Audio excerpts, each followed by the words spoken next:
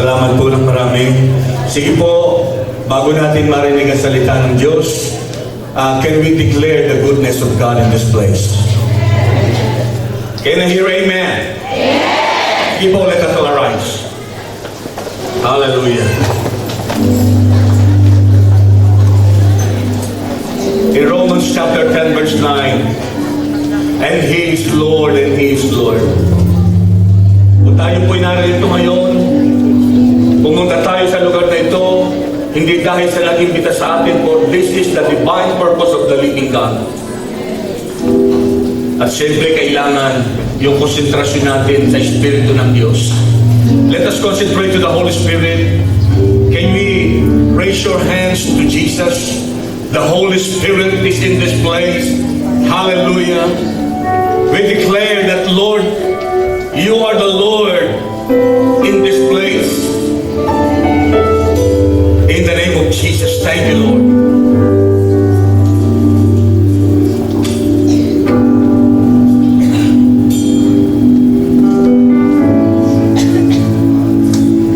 Yes, Jesus.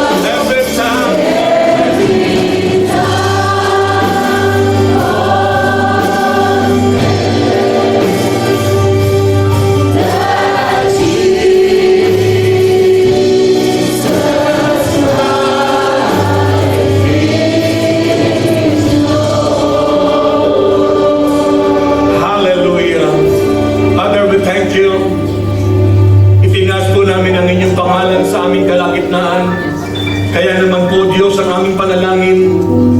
Tabihan mo kami at ipaunawa ang inyong mga salita sa aming mga buhay.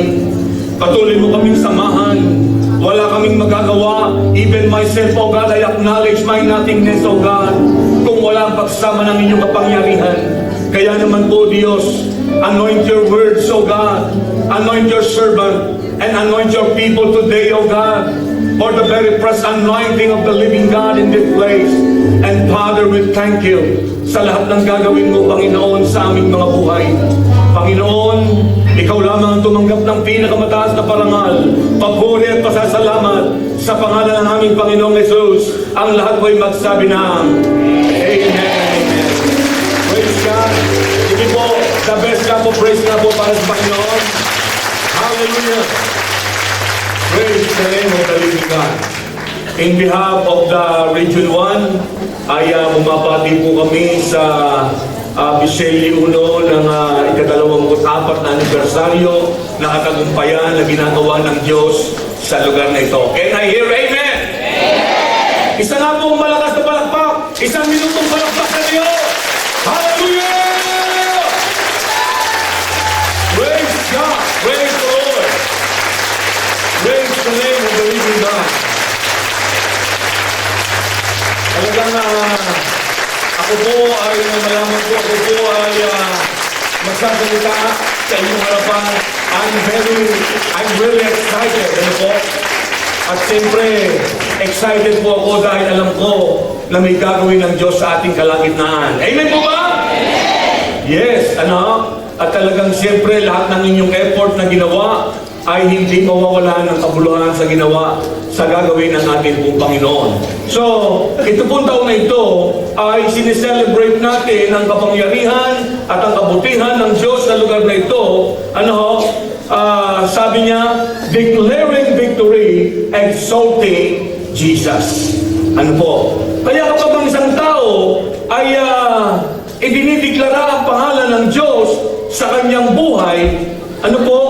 Sabi dito, exalting Jesus. Doon mo pa lamang matatanggap ang tagumpay. Kapag kahit kinaas mo ang pangalan ng Diyos sa iyong buhay, ibig sabihin, mararanasan mo ang katagumpayan. Amen ko ba? Yes. Ano? Eh sabi niya, why declaring victory? Ano po? Sabi ng isang katanungan, why declaring victory? Sabi dito, simply, because He is powerful, the Holy Spirit. Amen po ba? Ang kapangyarihan ng banal na Espiritu ang nasa sa ating kalagitnaan. Kaya nga, in our text this morning, ay makikita po natin dito po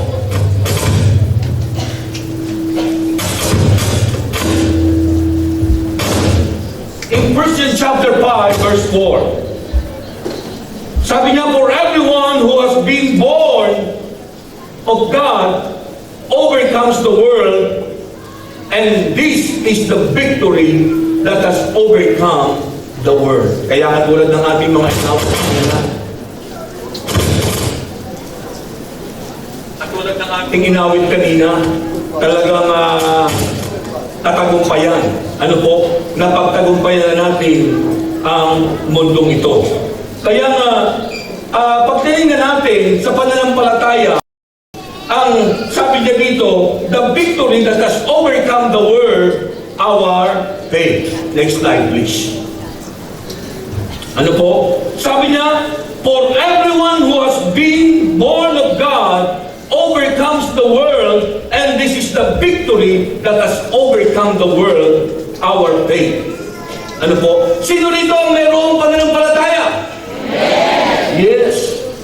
Hindi kayo pupunta sa lugar na ito kung wala kayong pananampalataya.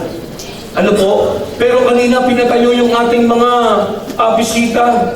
Sila kaya na sila'y nagpaunlak sa anyaya dahil alam nila na yung kanilang pupuntahan ay mapapagpala ang kanilang mga buhay. Ano? Kaya nga, dahil sa inyong pananampalataya ay mararanasan natin ang tunay na tagumpay.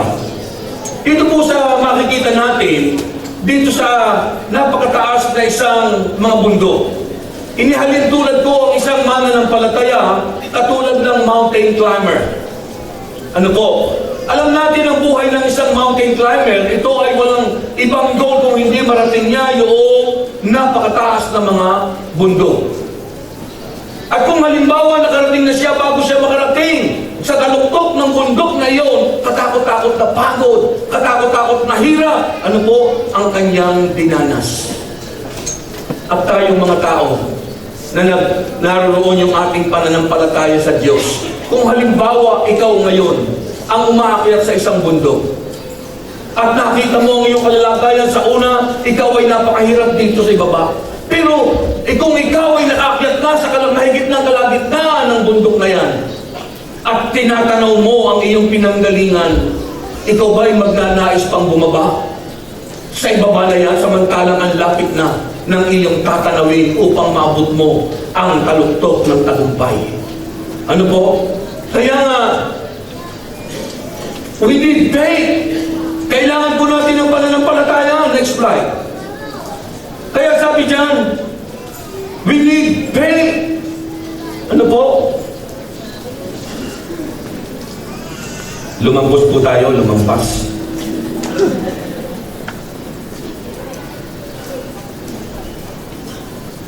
Sige po. Sige pa.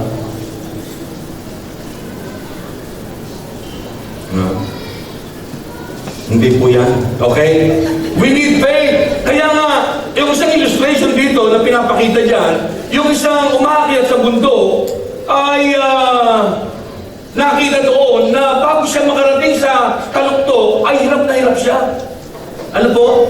At pero bago siya makarating doon sa pinakaitaas at masabi niyang tagumpay ako sa aking pagpunta sa bundok na ito.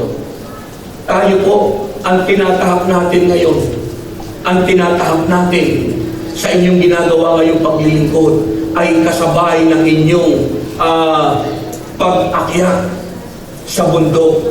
Hindi lamang literal na pag-akyat sa bundok ang ating ginagawa, but ang ginagawa natin pananampalataya at paglilingkod sa Diyos ay katumbas ng mga mountain climber. Ano po? Kaya nga, napakaganda po dito sa ating pong tinatalakay ay declaring victory, exalting Jesus. Ano po? Sabi diyan, why faith is so important? Bakit daw po ang pananampalataya ay kailangan? In Hebrews chapter 11 verse 1, slide please. Sabi niya, no one can please God without faith. Ano po?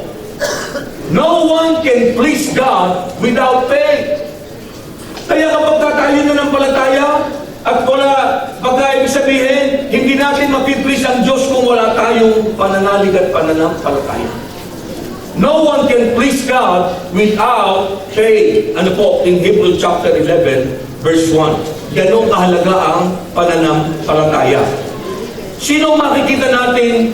Isa sa mga example na pinakita rito sa atin ay si Joshua and Caleb. Ano po? Si Joshua, 85 years old na, pero talagang nagsimulang makipaglaban. Ano po? Kaya nga, in Numbers chapter 14, verse 7 to 8, sabi niya, and he said to the entire Israelite assembly, the land we passed through and exploded exceedingly good. If the Lord is pleased with us, He will lead us into that land and a land flowing milk and honey, and will give it to us. Parang sa aking imahinasyon, during the time, di ba 12 tiktik, yung 10 ay mga negative ang reports. Pero itong si Joshua and Caleb, sa kanilang nakita, doon sa sinasabing mayroong milk and honey, pagbaba nila, habang bumababa sila sa bundok, tumatawa sila, galak na galak sila. At positibo ang kanilang sinasabi. Siguro, habang naglalakad sila, alam mo ba, Caleb, paraphrasing, alam mo ba, Caleb, sabi niya dito, if the Lord please with us, kung ang Diyos ay matuwa at malugod sa atin, sabi dito, siguro sabi ni Caleb, kung ang Diyos ay matuwa sa atin, if the Lord so pleased with us, He will lead us into that land. Ang pananampalataya kasi ni Joshua at ni Caleb, makuha nila yung lugar na yun, mapasok nila. Bakit? There is a milk and honey. Ano po? Kaya napakaganda, yung milk and honey na kung saan ay napasabi doon, ang ubas na uwisin lalaki ng ulo. Ano? Ay pagka may isang buwig lang, hindi na kayang dalahin ng 5 tao. Ano po? Kaya nga, ang sabi dyan, He will lead us into that land and a land flowing milk and honey. Kaya nga, nakita ko po dito, ang pananampalataya. Kaya nga, di ba, nagpatotoo sila. Pagbaba nila sa crowd, sinabi nila, napakaganda ng aming nakita. At ang sino man na kung talagang ito'y ipagkakalob sa atin, dapat makita lang na tayo ay naniniwala at nananampalataya sa Diyos. Kaya ibigay ng Diyos. Ano po? Sa panahon po ito, talagang mayroong milk and honey. Dito sa JIL Ministry, mayroong milk and honey. Can you say amen? Yes! Ano ha? Palagpakan natin ng Lord. Dahil mo bakit, mayroong milk and honey. Sapagkat dito sa ating Italy lamang, meron na tayong 6 na property. Pero, papito na ngayon. Papito na ang property na meron ng Diyos dito po sa lugar ng Italy. At bakit tumalago at tumadami ang gawain ng Diyos sa lugar na ito ng Italia? Dahil kasi sa pananampalataya po ng napakaraming tao. Praise the Lord. Ano? Kaya, napakaganda na yung ating pananampalataya ay maging matatag.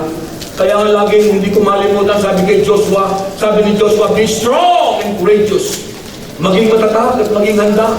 Kasi pagkaalam ninyo, maraming pagkakataon tayo dumadanas ng hirap. Marami tayong mga testing. Maraming mga dumarating sa buhay natin na kung saan ay talaga namang parang ayaw mo nang maglingkod. Pero ipinararanas ng Diyos sa atin ito upang tayo ay makita niya kung hanggang saan tayo nakakapit sa ating Panginoon. Ano ho? Kaya nga, salamat sa Diyos dahil mayroong Diyos na nagpapatatag ng ating pananampalataya. In Mark chapter 4, verse 39 to 41, sabi po dyan, in Mark chapter 4, verse 39 to 41, alam natin ang istorya nito. Ang mga alagad ay nakasakay sa bangka. At ang bangka ay may tinatawag po, ang barko may tinatawag na sa unahan ay proa. At yun naman po sa likod, ang tawag nila ay popa. Ano? At yung sa pinakailalim ng barko, ang tawag po doon ay keel. Ano? Ako po ay seaman loloko nung araw. Kaya alam ko po ang parte ng barko, 6 na taon po akong nagbarko. At nakita ko na sinasabi dito na in Mark chapter 9, kasama na ng mga alagad si Jesus noong dumating ang malaking unos. Ibig sabihin, sabi ng Bible, si Jesus ay natutulog doon sa gawing likuran. At pagkatapos ay dumanas ng napakalaking alon at malalakas na hangin. Pero ang mga alagad ay naging parang nag-alala. Marami mga mananampalataya sa panahon na ito. Alam nilang ang Diyos ay nasa sa atin at kasama natin. Pero kung minsan, at tulad tayo ng mga alagad na tayo'y nangangamba. Kaya nga ano sabi dito ni Jesus? Sabi niya, and they awoke and rebuke. Siyempre, nung bumangon ng Diyos, pumunta siya doon sa unahan. Slide please. In Mark chapter 4, verse 39 to 41. Sabi diyan, and he awoke and rebuked the wind and said to the sea, peace, be still. Ano? Tumayo si Jesus doon sa unahan ng bangka, ng barko, at sabi niya, peace, be still. At ang malakas na hangin ay nawala at ang dagat ay umayapa. Pero pag tinignan natin, sabi dito, sabi ni Jesus, sabi niya sa mga alagad, He said to them, why are you so afraid? Have you still no faith? Kayo ba'y walang pananampalataya? Ang sinasabi dito ni Jesus, kasama na ninyo ako. Bakit pa kayo mag-aalala? Kasi sinabi doon ng mga alagad, Panginoon, may sinabi yung mga alagad, ang sabi niya doon, sabi niya, Guro, pagkagising nila, Guro, bali wala ba sa inyo na mapahama kami? Tinawag pang guro ang Diyos. Pagkatapos sasabihin lang na mapapahama, na gusto ba niyong mapahama kami? Minsan maraming mga mananampalataya sa kanilang pananampalataya, hindi firm. Kinakailangan ay nandoon yung ating pananalig. At sabi niya, and they were filled with a great fear. Ang mga tao, yung mga alagad noon, natakot sila. At ang sabi nila, who then is that even the wind and the sea obey Him? Even ang dagat ay sumusunod sa Kanya. Doon lamang minsan natin naunawaan kapag gumagawa ng himala ang Diyos. Minsan yung walang-wala ka ng pera, biglang mayroong magbibigay sa iyo. Ang una agad nating naalala, magpasalamat ka doon sa taong ginamit ng Diyos. Pero dapat, Panginoon, salamat dahil alam mo ang aking pangangailangan. Can I hear amen? Yes! Kailangan talaga unang pasalamatan ng Diyos sapagkat maraming ang Diyos ay pwedeng gumamit ng tao to bless us, to receive victory na. Kaya nga, napakaganda, sabi niya, ang isang katanungan dito, how can I repay God? Paano ko kaya mababayaran ng Diyos? Paano ko kaya masusuklian ang ginawa ng Diyos sa aking buhay? Ang sabi po sa salita ng Diyos in Psalms 116 verse 12, how can I repay the Lord for all the great good done for me? How can I pay? How can I repay the Lord for all the great good done for me? Sa dami ng ating mga pagkukulang sa Diyos, sa dami ng mga bagay na ginagawa natin, na hindi nabibigyan ng karangalan at kasiyahan ng pangalan ng Diyos, paano kaya ako makakabayad pa sa Diyos? Simple lang. May ilang bagay po na gustong ipaalam ang Diyos sa ating mga buhay. Number one, ang sabi niya, exalting Jesus by keeping pure. Ano po? Sige nga po, pakibasa natin ng malakas. Exalting Jesus by keeping pure. Sabay-sabay po tayo. Exalting Jesus by keeping pure. Ano po? In 1 Corinthians chapter 6 verse 19 to 20, sabi niya, do you not know that your body is the temple of the Holy Spirit within you, whom you have from God, and that you are not your own, for you have been purchased at a price, therefore glorify God in your body. Praise the Lord. Kaya nga sabi dito, alam ba natin na ito ay templo ng Diyos? Nung ako po hindi mo naging, hindi ko alam yun. Pero nung ako'y nakakilala sa Diyos, alam ko na ito, tirahan pala ng banal na Espiritu. This is the temple of the Holy Ghost. Kaya nga minsan, marami ng mga mananampalataya kapag yung ating katawan ay hindi natin naingatan. Dahil sa pamamaraan, hindi keeping pure, sa pagkain lamang natin ng mga taba at mantika. Minsan, paggamit natin ng nicotine, paggamit natin ng mga pinagbabawal na gamot, pero kung titingnan natin ang mga bagay na ito ang nakikita natin sa ating mga buhay. Keeping pure, ba't hindi lang po ito? Kung hindi yung mga bagay na kung saan, yung nakikita sa atin. Yung ikaw ay may sama ng loob sa iyong kapwa, may dumi ang iyong buhay, kinakailangan ito'y mawala. Hello? Sabi nga dito, exalting Jesus by keeping pure. Kinakailangan makita sa ating buhay ang kapangyarihan ng Diyos. Ano po? Naalala ko po, ako po ngayon ay naka-assign sa Como. Sa survey, tuwing meron po tayong pag-evangelize, akyat bahay gang, pinupuntahan natin ang mga bahay ng mga Pilipino. Ang survey sa Como ngayon ay 70% ang ating mga kababayan na lalaki ay gumagamit ng shabu. Ano ha? And 3% ay ginagamit ang mga kababaihan. Nakakalungkot. Nakakalungkot. Dahil minsan ay nakarinig na ng salita ng Diyos ang maraming tao, but they ignore the Word of God. Kaya minsan maraming tao napapahamak. Alam niyo na mamalayan lamang nila kapag lulungnan sa nilang mga buhay. Nalalaman lamang nila na kapag ang buhay nila ay pawala na. Meron akong isang kamag-anak sa Pilipinas. Bata pa siya ay palaging gumagamit ng sigarilyo. Even ako at ang aking mga magulang ay naninigarilyo kami. Pero nang makakilala sa Diyos ang aking buhay, pinutol ng Diyos ang lahat ng mayroong pangit sa buhay ko. Inalis ng Diyos ang aking mga bisyo. Nang ako po ay bago dito sa Italy, ang totoo, ang haba ng aking buhok, may palaban ako ng wedding. Pero dito, kung ngayon ang kapapira natin, pinapataya ako ng wedding. Ang sabi, wala naman ang inyong pastor, pumaya na kayo. I remember Brother Roger, Sister Melinda, nakasakay sila sa tram.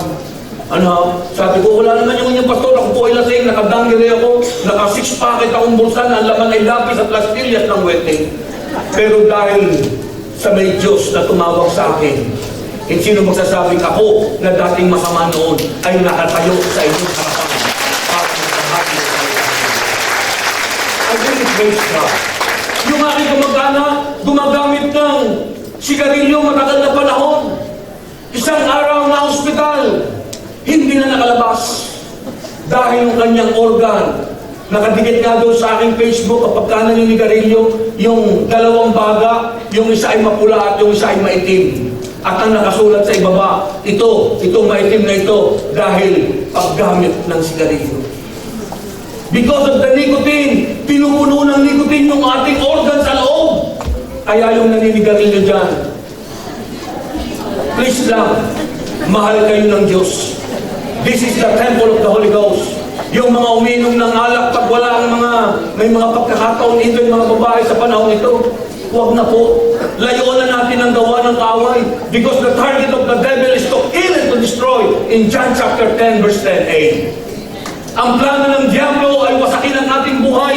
I-destroy ang lahat ng ang buhay natin, even our family. But the plan of God, sabi na susunod na passage, but the plan of God is to give life. Amen po ba? Is to give life. Kaya nga exalting Jesus by keeping pure. Sabi niya, and everyone who has this hope in Him purifies himself just as He is pure. In 1 John chapter 3, verse 3. And everyone who has this hope in this purifies himself just as is pure. Ano po? Ikalawa po, ang sabi diyan, declaring victory, exalting Jesus in giving.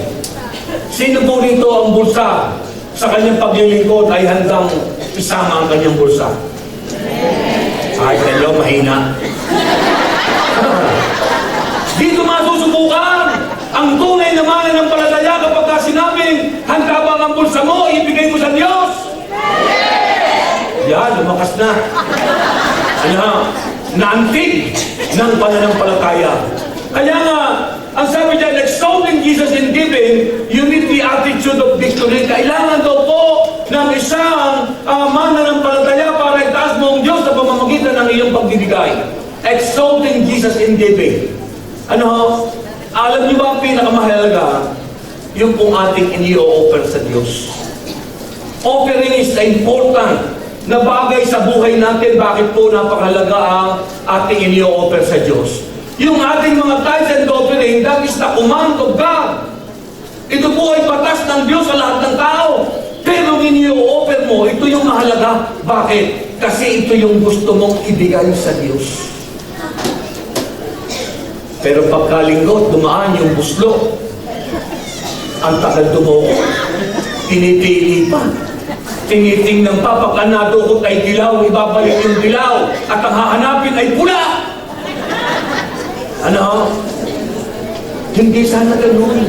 Kasi bumababa ka pa lang ng bahay mo, kung ikaw ay mananampalataya ng Diyos, dapat nakaprepare na. yung para sa Panginoon. Can I hear amen? To bless Jesus. Ano po? Kaya nga, exalting Jesus, yung pagka tinataas mong Diyos sa buhay mo, naku Panginoon, ito ang para sa iyo. Ito ang i-offer ko sa iyo. Bukod sa i-offer ko ang aking buhay, Panginoon, ito para sa iyo. Magamit sa inyong gawain. Ganun po ang dapat. Kaya nga, exalting Jesus in giving, in overlow self-esteem, this current soul cannot win a battle. Kaya kapag ka mahina ang loob, kapag ka mahina ang loob ng isang mananampalataya, hindi ka mananalo sa labanan. Subukan ninyo na kapag ka maraming mga tao ang lakas ng loob sa kawalang yan, pero sa kabutihan mahina ang loob. Kaya napapahamak ang buhay. Ano ha? Ay kung hindi ko tinapahan noon, natanggapin ko si Jesus. Sabi noon, halika, sumama ka sa akin para marinig mo ang salita ng Diyos. Kung ako'y tumanggi at in-ignore ko, nasaan ako ngayon? Nasa impyerno ng bunganga ng impyerno ang aking buhay. Pero but I really praise God. I accept the challenge of God. I accept the challenge. Ano po? Kaya nga, alam niyo, kailangan sa ginagawa natin para sa Diyos, kinakailangan may tapang. May tapang. Kailangan din pong may tapang. Pagtayo lang dito sa inyong unahan, kailangan din matapang. Kanina nung ako'y narurumpa, parang may lindol. Nanginginig ang aking tuhod. Kahit po ako ay malimit tumatayo at nagtuturo sa iba't ibang lugar sa aking region. Pero, alam niyo, hindi po yun.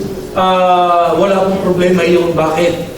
Kasi alam ng Diyos na yung ating kahinaan. Pero kapag ka ikaw ay naging matapang, dahil sinasabi mo lagi, Panginoon, alam ko ikaw ang kasama ko.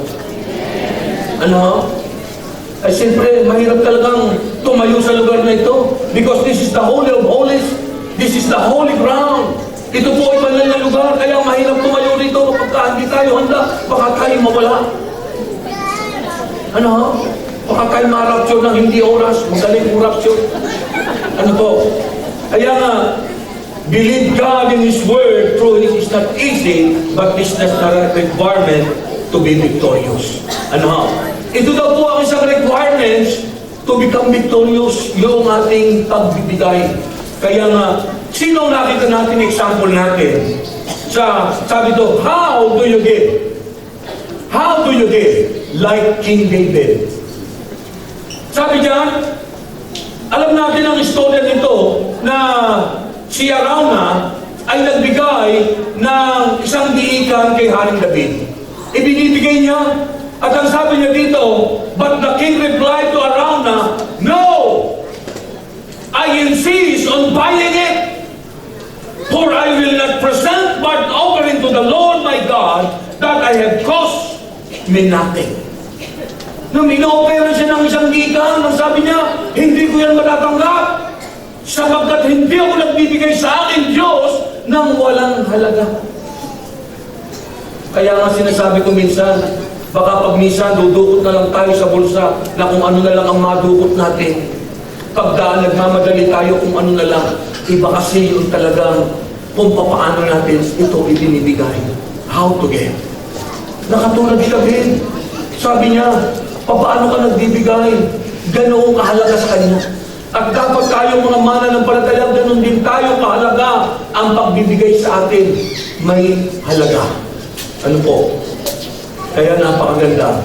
Kapag ang buhay natin, sabi yan sa 2 Samuel chapter 24, kapag ang buhay natin ginagamit ng Diyos sa pamamagitan ng ating pagbibigay, at kung paano tayo nagbibigay sa Diyos, declaring Jesus. Ano po? Sabi niya, declaring Jesus in giving. Ano po? Gusto ko pong madali lang para makuha lang natin yung sequence na atin pong pinag-aaralan. Ikatlo, sabi niya, declaring victory, exalting Jesus through the power of the Holy Spirit. Ano po? By declaring the supreme authority. Sabi po, declaring victory, exalting Jesus by declaring His supreme authority. Ano po? Kaya nga, sino po ang naniniwala na ang Diyos ay nagbabago ng buhay?